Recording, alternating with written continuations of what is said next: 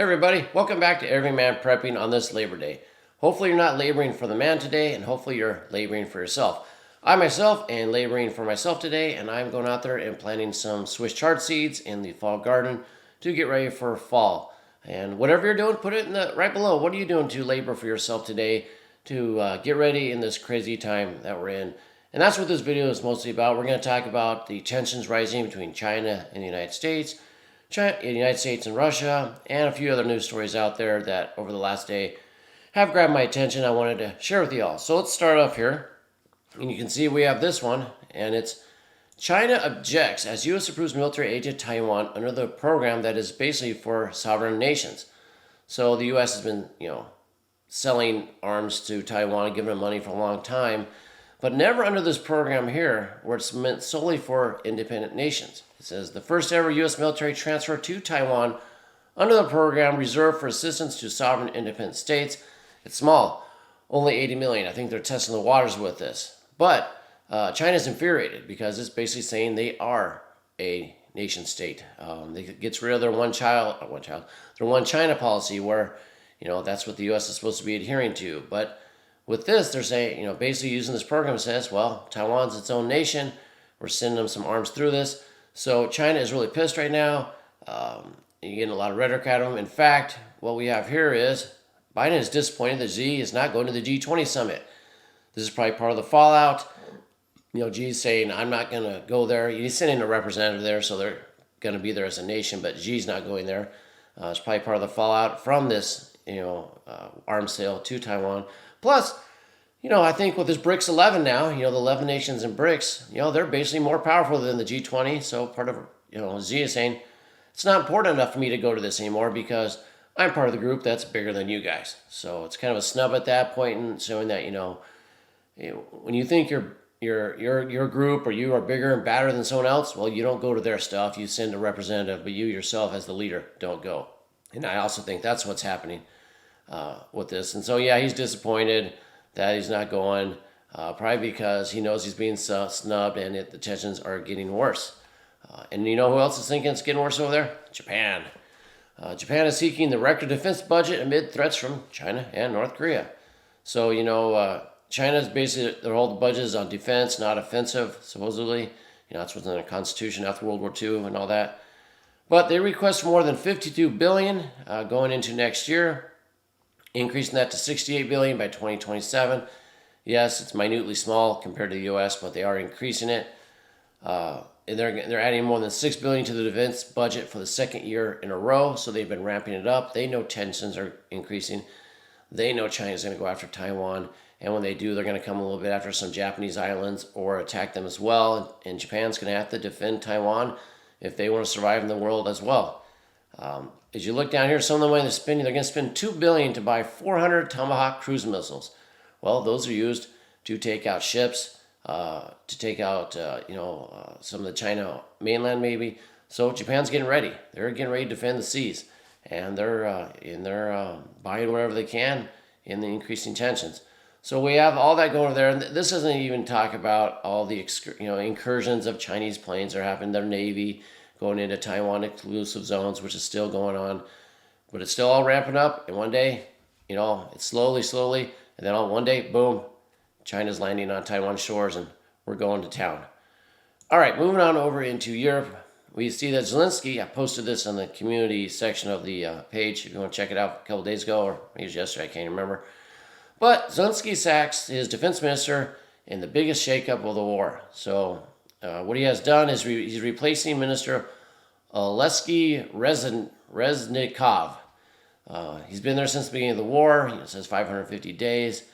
And they're saying that it needs new approaches. There's also some hints that maybe he was embezzling money or paying a lot for military contracts to kind of grease his friends, his buddies' hands and all that stuff. So he's been let go. He's also been known as favoring the NATO tactics and what NATO, NATO's providing the weapons. He's also been known to favor the NATO's tactics to fight the war. And I think Zelensky wants to change that, go his own way, do something different. So he has to fire this guy. And he's put in a very strong loyalist to him. And that's going to be the State Property Fund guys, Rustem Umarov, as the replacement. And the parliament has to vote on it. I'm sure they'll approve it. Why wouldn't they? But if someone's very loyal to Zelensky, I would look for a change in the tactics, change in the war, change in how things are going. And maybe they strike deeper into Russia or more Russian territories. Who knows? But look for something big to change in that arena. And then we go on to this meeting of that the leader of Turkey met with Putin. Erdogan, I guess it is, met with Putin, and they had a discussion about the grain deal. Turkey's been riding the fence. First, they were very pro-Russian, not imposing any sanctions, doing trade deals, trading in rubles. Then they went a little bit pro-NATO, giving weapons and support to Ukraine. And, they're trying to ride both sides, basically. And I think they're going to get burned eventually.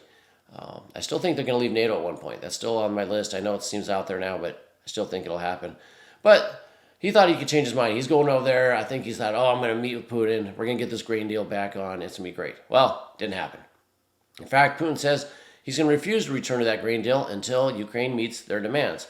And their demands are to connect the one of the Russian banks, the Roslkaz Bank, to SWIFT. I think it's their agricultural bank. Supply spare parts for agricultural machinery, unblock transportation logistics and insurance to shipping, and to resurrect the Toladi Odessa ammonia pipeline, and to unfreeze assets of Russian companies. So before Putin agrees to the grain deal, lets ships go, he needs all that. That ain't all happening. None of that's going to happen. So there will be no grain deal. And as you probably heard, Russia's been bombing more ports on the Danube River. They've been going after them the last few nights, last week or so. They're going after Odessa. They're destroying that infrastructure. So that grain deal is not coming back. Now people are saying, Russia's, starving the world because of this, because, Ukraine feeds Africa and all that. First of all, that was a lie. Most of the Ukraine grain went to Europe. In fact, so much went to Europe that Poland said, don't ship it here because you're killing our farmers' harvest and our money, how much we can make because so much Ukraine grain is flooding us. So a lot of them went to Spain and Italy, not going to Africa. Don't believe that. And even if it is a problem, this is what Russia said. They said they're going to send grain to the poorest countries for free. So Russia's going to say, well, we're going to take whatever grain we need to have. We're going to send it there for free, and we're going to pay for the delivery. So don't worry about starving. You're going to hear a lot about that from mainstream media, that Russia is starving out poor countries. They're got to get the grain deal. And Russia says, nope, we got that covered. We're going to send it to them for free. So no grain deal. Suck it up, Ukraine. That's what he's basically saying, which is increasing tensions all over. This part of that tension increase. And then he goes further on to talk about, during this joint presser with Erdogan, that Ukraine's counteroffensive is failure. He says that there's slow advances of the Ukrainian counteroffensive is not just a slow advance, but a complete failure. Of course, he's not going to say it's a success, but is it true or not? Mostly it's true. Ukraine really hasn't gone anywhere. There's been a little bit advanced lately. I'll show that to you on this map here. And so this is Zaporizhia. That nuclear power plant is here. It still hasn't melted down with the lake being drained because of the dam explosion. But this is the inroads they've made. This little dent into Russians. They made it past the first line of Russian defense. There's a second line down here. If they ever take this town of Tokmark, if they could take that, the Ukrainians, maybe I'll say the counteroffensive is starting to have some impact. But this little dent along this huge line doesn't mean much. What they're trying to do is push this all the way through here, basically, to sever the two halves, so Russia, doesn't have a land bridge here anymore. And then they'll go after and try to kill the Kerch Bridge again. The other night, 2 nights ago, they tried to kill it. They sent 3 naval drones there, trying to blow it up again. All 3 were defeated. They're not going to stop till that sucker's down. So that'll obviously increase tensions.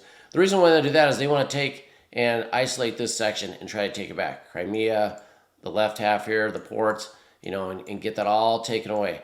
But like I said, they've only made this small dent. Or where do we go? Here we go. They only made this small dent. So is it a complete failure? Almost. They did make some headway, but they spent thousands of lives, tons of weapons, tanks, armored vehicles, a lot of stuff. So not much in advance. But let's switch gears here a little bit. Well, before you do that, this just came out. I forgot. I just threw this in here at the end. North Korea's leader, Kim Jong-un, to meet with Putin in Russia to discuss weapons. That's pretty huge. The U.S. has already said, hey, North Korea, if you give weapons to Russia, we're coming after you. I don't know how much more you can come after North Korea. You're doing tons of practice war drills, every sanction known the U.S. is already on there. What more can you do except preemptively strike, which they're not going to do. Anyway, they're meeting to talk about weapons. Now, this is from the New York Times, NYT. Now, I don't know if that means that Korea is supplying weapons to Russia, or Russia supplying weapons to Korea, or both. Could be both ways. So we'll have to see what comes out of this, but definitely an increase in tension with this happening. Does it mean Russia's running out of weapons? No. It just means they can get more, faster, maybe for an offensive. Who knows? Could it mean that North Korea is going to get technology or weapons to impose on the U.S. for when China goes into Taiwan? Yeah, maybe, probably. Probably both, if you ask me. It's probably a little of both. So that's pretty huge news. The shifting gears I was talking about was this. We talked about, the BRICS 11 getting bigger, not needing the G20. Part of the reason that Z is not going into the G20. Putin's already not going to the G20 because A is at war and B, well, we're BRICS now.